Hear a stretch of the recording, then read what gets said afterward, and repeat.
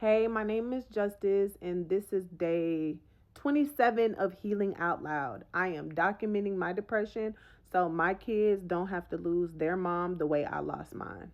So, yeah, I want to get back to telling my story from the beginning of what I can remember. I was going to tell y'all about my job, but I'm going to wait a couple of days to tell y'all that.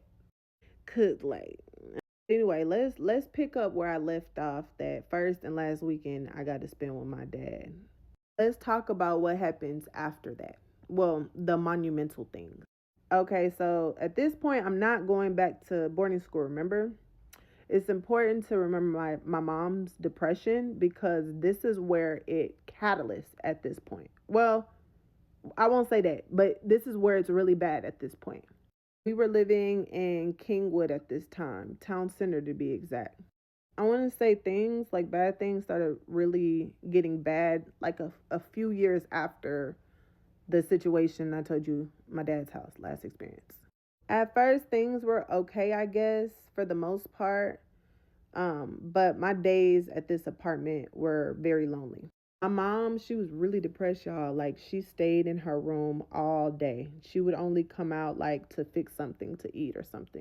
I don't know if I said this already, but yeah, her dad got her this apartment, this one in Kingwood. And at this time, like, food was really scarce sometimes. I don't know why she just didn't tell her dad. But I remember at this time, this is where my uncle, my mom's brother, little brother, let's call him Uncle M. But he would like buy us groceries and stuff. And I remember there was times I'm like, dang, I need snacks for school. Like I want to tell him, can I get some? But yeah, I remember he would do that. Now, at that time in my mind, at that time, I didn't really understand like depression or that this was depression that she was going through. Um, I don't know what her full like mindset was about what she was feeling, but remember she did just have that failing marriage and yeah, and at this point now, my sister, she's a toddler. And really, this was like my first child. Like, you couldn't tell me that was not my baby. Like, from the beginning, I I made her bottles, I fed her, I burped her, I cleaned her diapers, I packed her diapers. This was nobody could tell me this wasn't my child, y'all. Fast forward, I'm in high school now. I'm going to Kingwood High. Mom's still in that room all day. As soon as I get home from walking from school, I'm going and getting my sister every single time. And really think about it just makes me sad. There's times she would just be waiting for me at the door. I remember having like a few dollars sometime, which is I don't know where I would have money from, but we walked everywhere, all around town center. I'd take her to a little ice cream parlor and just sit and just watch her eat ice cream. And y'all, that really brought me real joy. I remember we would always go to the Burger King in the town center with the play area. And I remember one time I didn't have enough for her meal and the man just let me make it. I would only go there to buy her a meal and let her play anyway. And she just would run in that playroom. And I'm telling y'all, like, that's the one thing that just healed me, watching her run and play and just have fun. I remember I got a library card. I forged my mom's signature because remember I'm underage at this time. And I would take her there to play with the other kids and I would get books because I was trying to teach her how to read. This baby probably was 2 or 3 years old. I don't know what was wrong with me. I was trying to teach her how to read and do math and everything. And we go to that library like every other day. Y'all, and I don't know who I thought I was because I'd be sitting there. If Johnny had 3 apples, let me stop playing now, but for real, I'm so serious. I told you I really thought this was my kid. This is also the part of life where something else starts. This is where I learned that taking a drink can take the edge off. The times I wasn't with my sister, I started hanging with a group of friends. I had this one friend, let's call her D. She lived on the other side of Kingwood, y'all, and like when I told you I walked the whole Kingwood, I walked everywhere. But D's mama was like a chill mama. Like that's why I'm so like my kids now. I'm anyway, she was like the fun mom. She let anything happen. Like D smoked cigarettes, she drank and she allowed it. So I would go over there like it was cool. And I knew it was wrong, but it was honestly escape at that time. I remember my first cigarette. It was actually with my friend Shayla. I found out a couple years ago she passed on, and yeah, it's really sad because she had a baby too, y'all.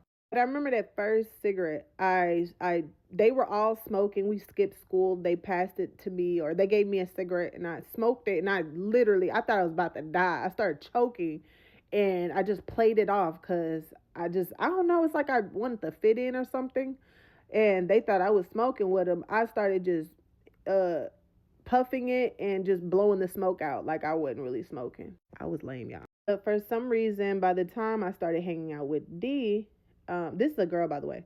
By the time I started hanging out with D, I wanted it. Like I actually wanted the cigarette. I wanted the alcohol. And D mama drunk beer. Like, but you know, when you're a kid, you take what you can get.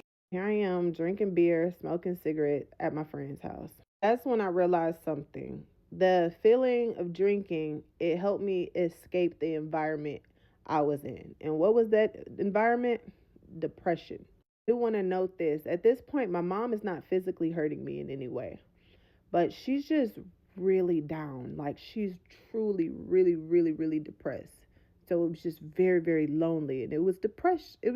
Everything was depressing. Just slept her days away. And I just wish I had the mindset then.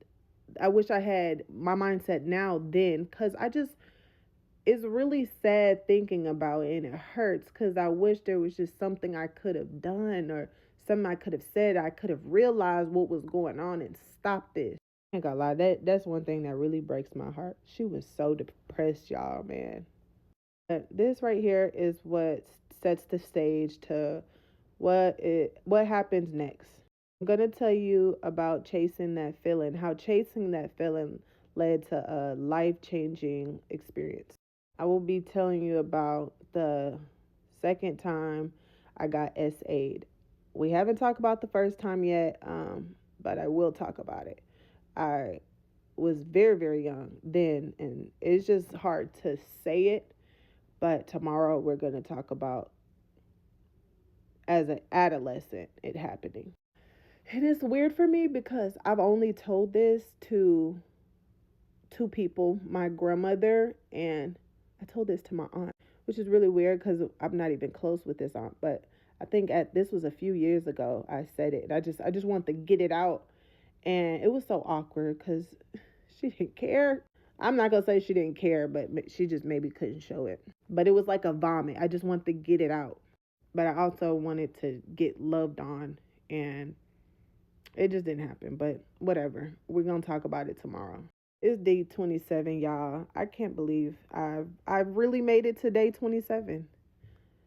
Anyway, let's keep healing together. Y'all subscribe to my YouTube channel, please. It means a lot. Like, comment, and just share with somebody who needs to heal too. And never mind my shirt, because I just put on a big black shirt. Tore up. I'm cooking. It got flour on it. Don't judge. We listen and don't judge.